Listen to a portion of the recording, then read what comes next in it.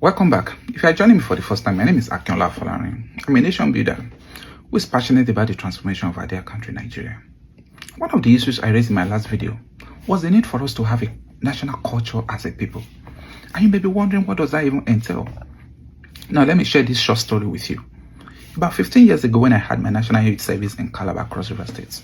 Calabar, very beautiful city, still holds a special place in my heart today.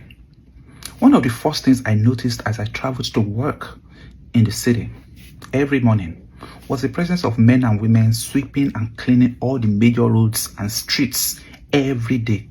By 7 a.m., everywhere was clean.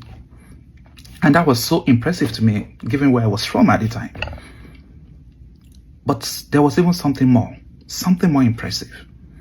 I also noticed as I moved around the city every day, all through my stay in that city, you will not find anyone casually throw a piece of paper, a sachet of water, a bottle of water, just anywhere.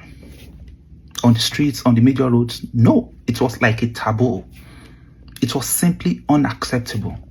There were no police officers or enforcement officers waiting along the road to arrest you if you did. People just didn't practice that. And of course, as a visitor, I fell in line. I practiced what had been established as the norm in that society. Now, that is the power of positive influence. That is the power of positive culture. Look across our country. Can you mention one single value that you can say this is practiced across the country? Now you see why our country is the way it is. I'm always intrigued when we talk so much about infrastructure. I agree infrastructure is important for our national development. But for which society are we building this infrastructure? For which people? Anywhere in the world where infrastructure is working, you also see a group of citizens that are committed to making the system work. That is what we have lacked for a long time. And that is why we need a change. That is why we need to change our ways. I agree these things are not going to happen overnight. But we need to be intentional about it.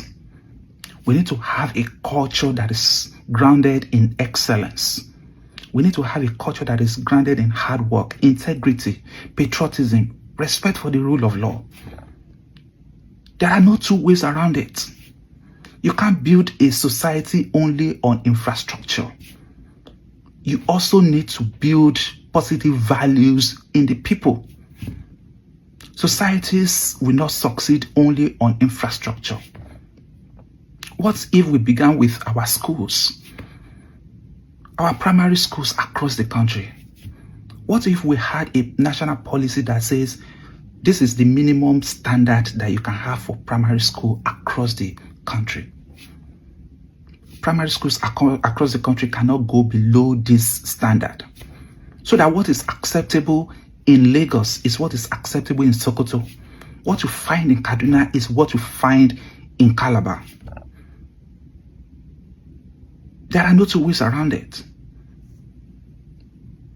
We need to do something. And now is the time to start looking at what we'll do. I would like to hear your thoughts on this, because for me, that is where real change begins. Thank you.